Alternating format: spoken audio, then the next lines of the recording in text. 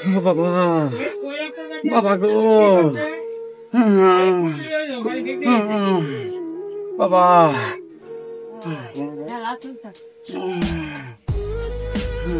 কে তোর এই অবস্থা কে রে?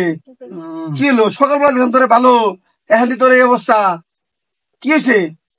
ভাই আর করেন না ভাই, বাজার থেকে খালি বাইতে আইছি ভাই। বাইতে আসা বাইতে আইসি রে, পরিবারে খালি কইছি যে বাদ দেও, পরিবার বাদ দিছে ভাই, ভাত খাবে নেগে দিছে, খালি কইছি যে ভাই তরকারির মধ্যে লবণ কম হয়েছে ভাই। এই হানি কর পরে ভাই আমার আর হুঁশ নাই ভাই।